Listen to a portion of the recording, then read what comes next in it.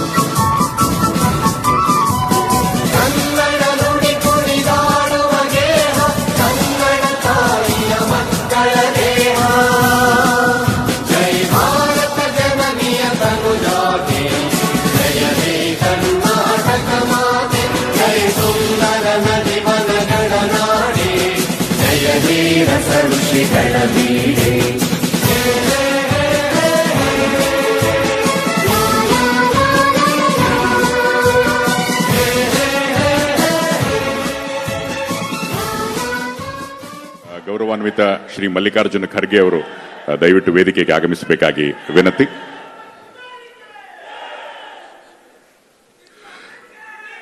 ಇದೀಗ ಕಾರ್ಯಕ್ರಮದ ಆರಂಭದಲ್ಲಿ ಮ್ಯಾನಿಫೆಸ್ಟೋ ಕಮಿಟಿಯ ಚೇರ್ಮನ್ ಆಗಿರತಕ್ಕಂಥ ಡಾಕ್ಟರ್ ಎಂ ವೀರಪ್ಪ ಮೊಯ್ಲಿ ಅವರು ನಮ್ಮೆಲ್ಲರನ್ನ ಉದ್ದೇಶಿಸಿ ಮಾತನಾಡಬೇಕಾಗಿ ವಿನಂತಿ. ಬಂಧುಗಳೇ, ಸ್ವಾಗತಿಸಿ ಡಾಕ್ಟರ್ ಎಂ ವೀರಪ್ಪ ಮೊಯ್ಲಿ.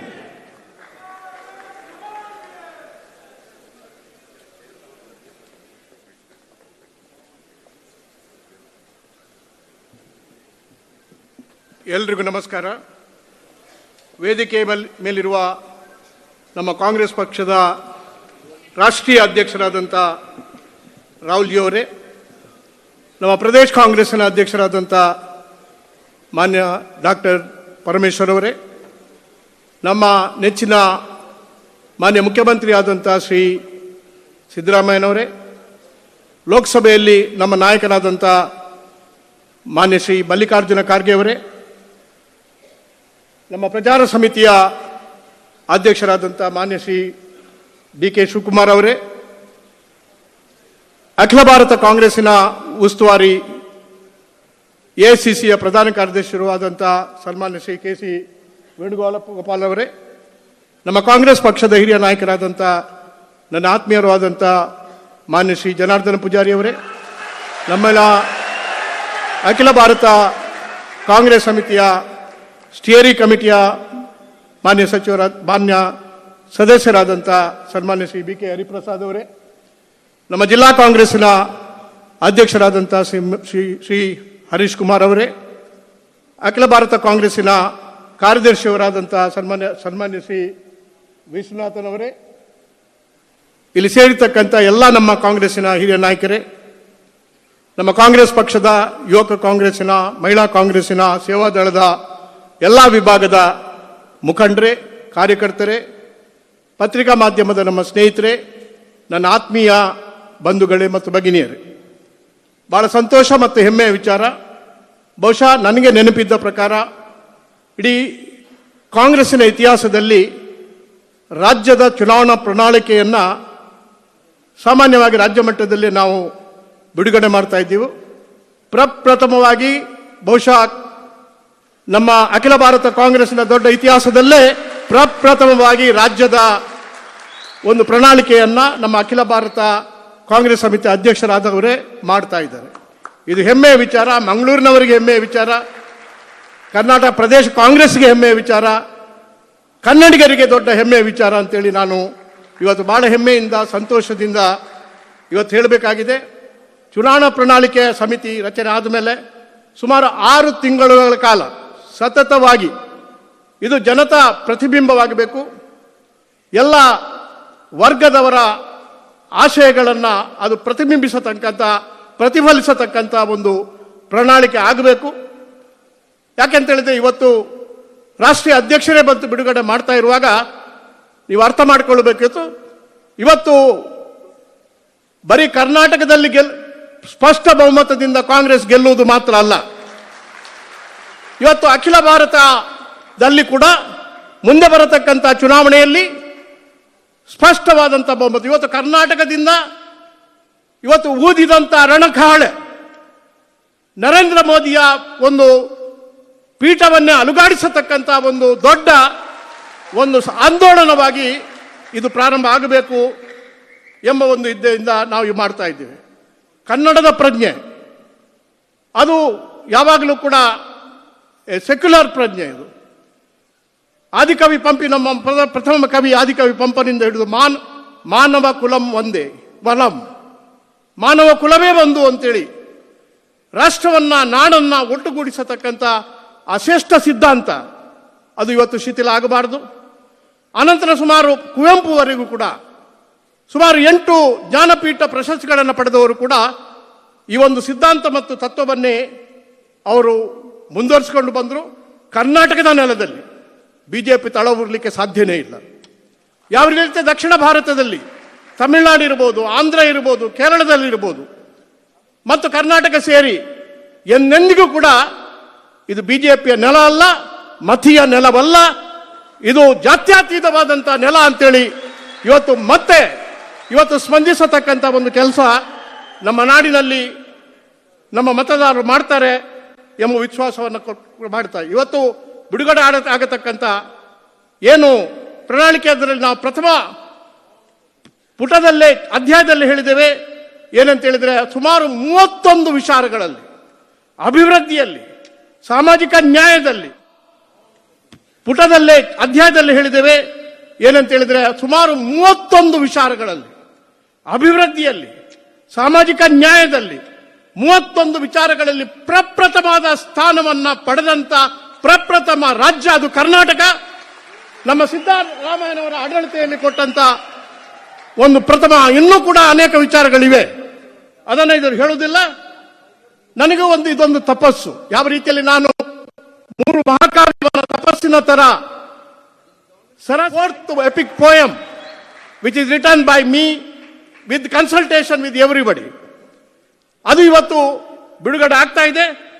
ಬಹುಶಃ ಕರ್ನಾಟಕದ ಭವಿಷ್ಯಕ್ಕೆ ಮಾತ್ರ ಅಲ್ಲ, ಇಡೀ ರಾಷ್ಟ್ರದ ಭವಿಷ್ಯಕ್ಕೆ ಒಂದು ಮಹಾಭಾಷ್ಯವನ್ನು ಬರೆಯತಕ್ಕಂಥ ಕೆಲಸ ಈ ಪ್ರಣಾಳಿಕೆಯಲ್ಲಿ ಇವತ್ತು ಆಗಿದೆ ಅಂತೇಳಿ ಬಹಳ ಸಂತೋಷದಿಂದ ಹೆಮ್ಮೆಯಿಂದ ಹೇಳಲಿಕ್ಕೆ ಅಪೇಕ್ಷೆ ಮಾಡ್ತಾ ಇದೆ. ಕೃಷಿಯಿಂದ ಹಿಡಿದು ಮಹಿಳಾ ಮಕ್ಕಳವರೆಗೂ ಕೂಡ 16 ಅಂಶಗಳನ್ನು ಹೊಂದಿಕೊಂಡಂತ ಮ್ಯಾನಿಫೆಸ್ಟೋ ಇದು. ಆದ್ರಿಂದ ಕೃಷಿಯಿಂದಲೇ ಪ್ರಾರಂಭ ಆದರೂ ಕೂಡ ಸುಮಾರು ಕೃಷಿಯ ಅನೇಕ ಕಾರ್ಯಕ್ರಮಗಳ ಮೂಲಕ ರಾಜ್ಯದಲ್ಲಿ 38% ಆದಾಯ, ಕೃಷಿಕರ ಆದಾಯವನ್ನು ಹೆಚ್ಚಿಸಿದಂಥ ಒಂದು ರಾಜ್ಯ ಇದ್ದರೆ ಅದು ಕರ್ನಾಟಕ ರಾಜ್ಯ ಅಂತೇಳಿ ಕೂಡ ಹೇಳಲಿಕ್ಕೆ ನನಗೆ ಬಹಳ ಅಭಿಮಾನ ಮತ್ತು ಹೆಮ್ಮೆ ಆಗ್ತಾ ಇದೆ. ಆದ್ದರಿಂದ ಅನೇಕ ವಿಚಾರಗಳು ಹೇಳಲಿಕ್ಕೆ ಹೋಗುವುದಿಲ್ಲ, ಯಾಕಂತೇಳಿ ನಿಮ್ಗೆ ಗೊತ್ತಿದ್ದ ಪ್ರಕಾರ ಸಮಯ ಬಹಳ ಕಡಿಮೆ ಇದೆ. ಅನೇಕರು ಮಾತಾಡಲಿಕ್ಕಿದ್ದಾರೆ. ನಮ್ಮ ಕಾಂಗ್ರೆಸ್ನ ಅಧ್ಯಕ್ಷರು ಕೂಡ ಈಗ ಈ ಅನೇಕ ವಿಚಾರಗಳ ಬಗ್ಗೆ ತಮ್ಮ ಅಭಿಪ್ರಾಯವನ್ನು ಮುಂದೆ ಇಡಲಿಕ್ಕಿದ್ದಾರೆ. ನಾನು ಒಂದು ಹೇಳಲಿಕ್ಕೆ ಅಪೇಕ್ಷೆ ಪಡ್ತಾ ಇದ್ದೇನೆ. ಇವತ್ತು ಏನು ಕೇಂದ್ರದ ಒಂದು ಆಡಳಿತದಿಂದ ಅದು ಅಭಿವೃದ್ಧಿ ವಿರುದ್ಧ, ಬಂಡವಾಳ ಹೂಡಿಕೆ ವಿರುದ್ಧ, ದಲಿತ ವಿರುದ್ಧ, ಮಹಿಳಾ ವಿರುದ್ಧ, ಬಾಲಿಕೆಯರ ವಿರುದ್ಧ ಇವತ್ತು ಯಾವ ಒಂದು ಅಪಾಯಕಾರಿಯಾದಂಥ ಸುನಾಮಿ ದೇಶದಲ್ಲಿ ಎದ್ದಿದೆ. ಆ ರೀತಿಯ ಒಂದು ಸುನಾಮಿಯ ಅಲೆಯನ್ನು ತಗ್ಗಿಸಿ, ಬಗ್ಗಿಸಿ, ಹತೋಟಿಗೆ ತಂದು ಪಳಗಿಸಿ ಇವತ್ತು ದೇಶದಲ್ಲಿ ಆಶಾಕಿರಣಗಳನ್ನು ಹೊರಡು ಒಂದು ಸೌಭಾಗ್ಯದ ಬಾಗಿಲನ್ನು ತೆರೆಯತಕ್ಕಂಥ ನಮ್ಮ ನಾಯಕರು ಅದು ರಾಹುಲ್ ಗಾಂಧಿ ಅವರು ಎಂಬುದನ್ನು ಬಹಳ ಅಭಿಮಾನದಿಂದ ಇವತ್ತು ಹೇಳ್ತಾ ಇದ್ದೇನೆ.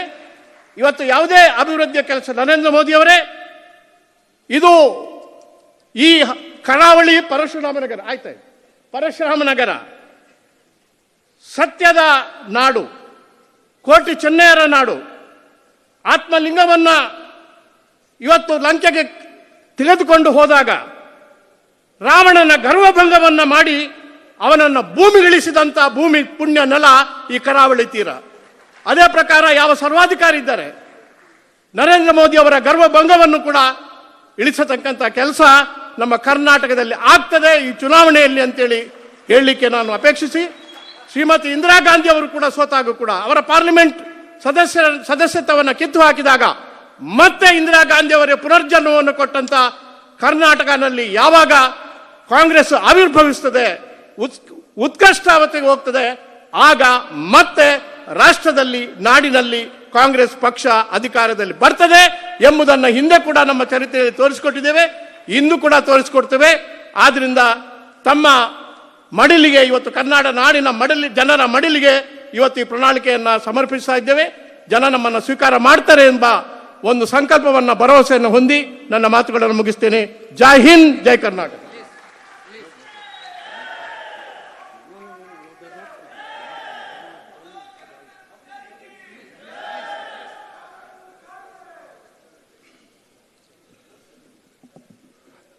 ಡಾಕ್ಟರ್ ಎಂ ವೀರಪ್ಪ ಮೊಯ್ಲಿ ಅವರಿಗೆ ಧನ್ಯವಾದಗಳು.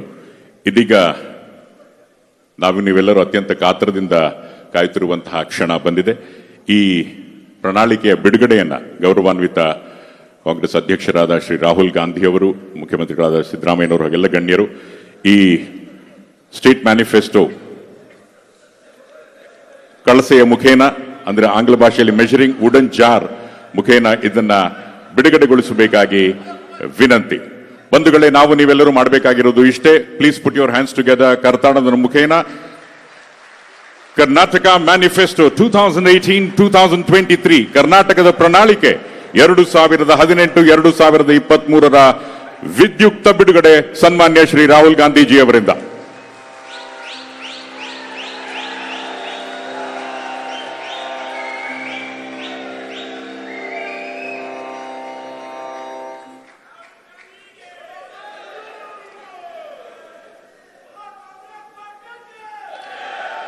ಇದರ ಮುಖೇನ ನವ ಕರ್ನಾಟಕ ನಿರ್ಮಾಣದತ್ತ ಮತ್ತೊಂದು ಪ್ರಮುಖವಾದ ಹೆಜ್ಜೆಯನ್ನ ಕರ್ನಾಟಕದ ಜನತೆ ಈ ದಿನ ಇಡ್ತಾ ಇದೆ ಅಂದ್ರೆ ತಪ್ಪಾಗಲಾರದು.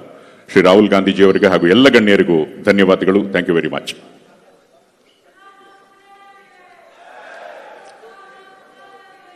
ಈಗ ತಾವೆಲ್ಲರೂ ಅತ್ಯಂತ ಶಾಂತರಾಗಿದ್ರೆ ಸಭೆಯನ್ನು ಉದ್ದೇಶಿಸಿ ಗೌರವಾನ್ವಿತ ಶ್ರೀ ರಾಹುಲ್ ಗಾಂಧೀಜಿ ಅವರು ಮಾತನಾಡಬೇಕಾಗಿ ವಿನಂತಿ. On behalf of all of us, ladies and gentlemen, it's my privilege and pleasure to request Sri Rahul Gandhiji to address all of us. Put your hands together for Sri Rahul Gandhi.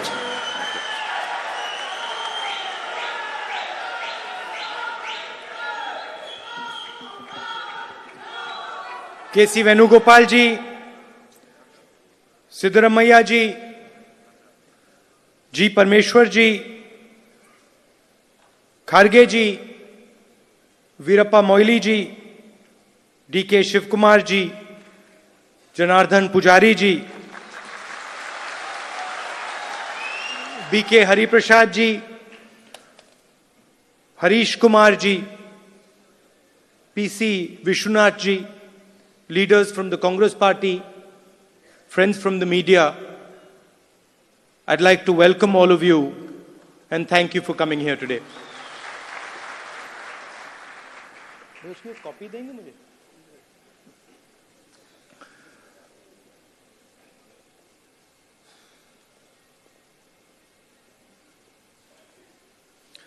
I'm very happy to come here today and release the manifesto for the Congress party and for Karnataka.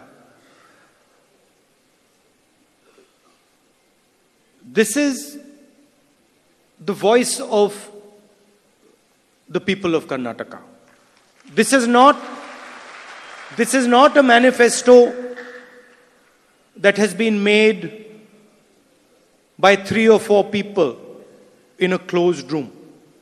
This is a manifesto that has been made by going to every single district, every single block, every single community, every single region of this state. And we have not gone to the people of Karnataka and told them, this is what we want to do. We have gone to the people of Karnataka and asked them, what do you want your government to do?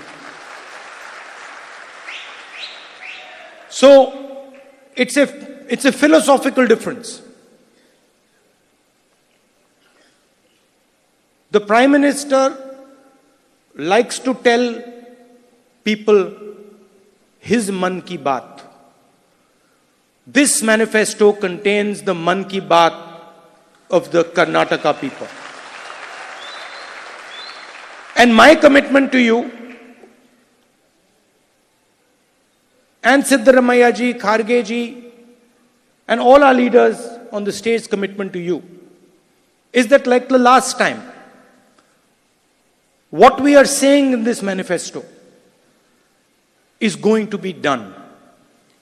In our last manifesto, almost 95% of things that we said have been done. And the reason is that we believe in the philosophy of Karnataka. We believe in the philosophy of Basavana, who said, Nudidante Nade.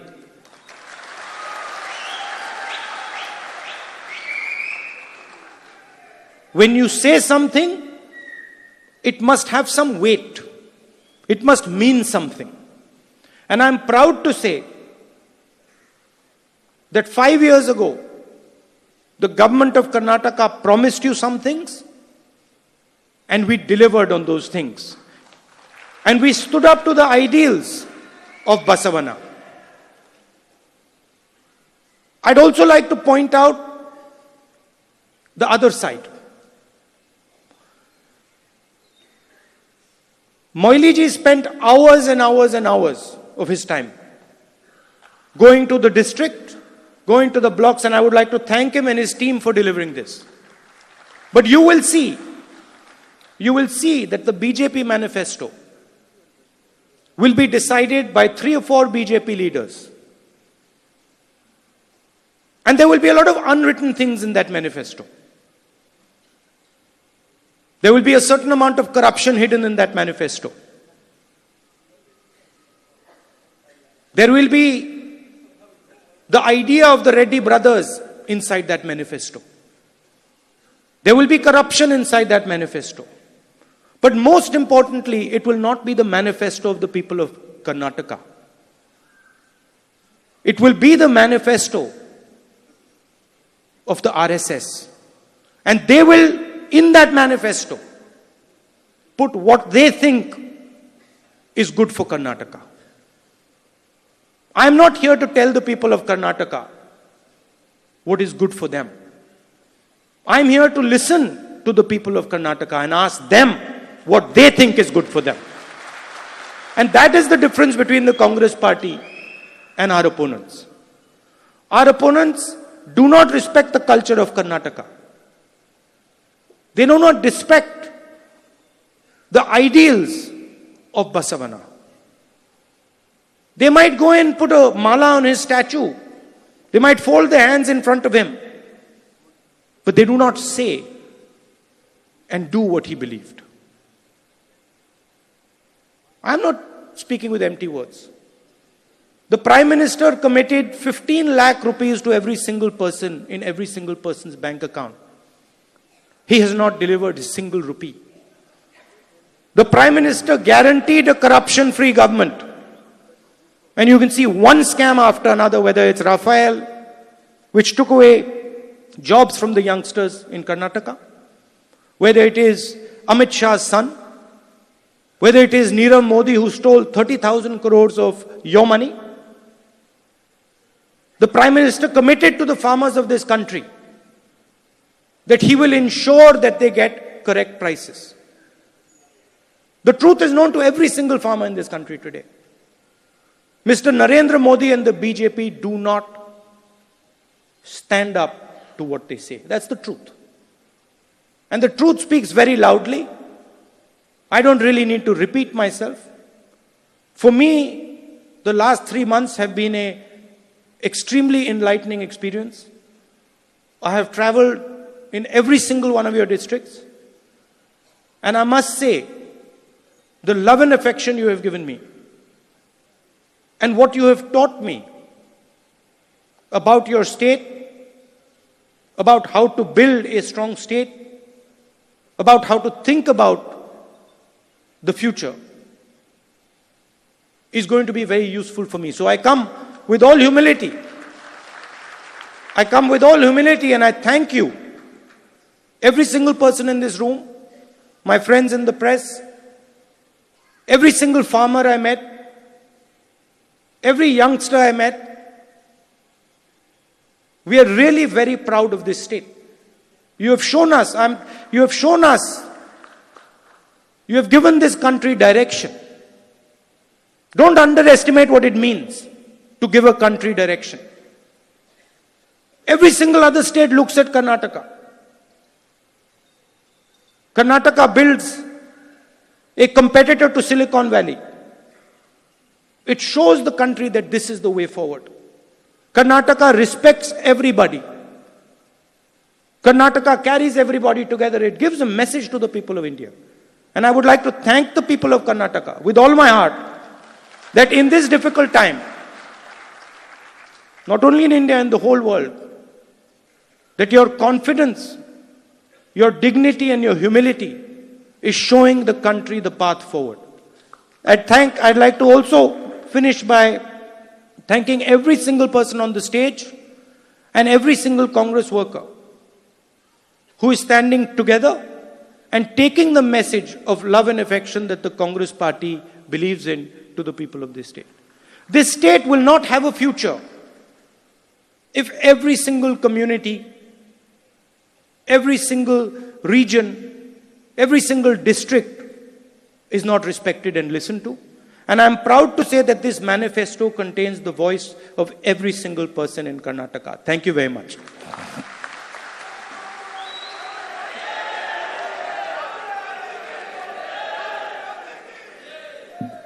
Rahul Gandhiji ಅವರಿಗೆ ಧನ್ಯವಾದಗಳು. ಇನ್ನು ಸಭೆಯನ್ನು ಉದ್ದೇಶಿಸಿ KPCC ಅಧ್ಯಕ್ಷರಾದ doctor G Parameshwar ಅವರು ಮಾತನಾಡಬೇಕಾಗಿ ವಿನಂತಿ. ಬಂಧುಗಳೇ, ಸ್ವಾಗತಿಸಿ ಡಾಕ್ಟರ್ ಜಿ ಪರಮೇಶ್ವರ್.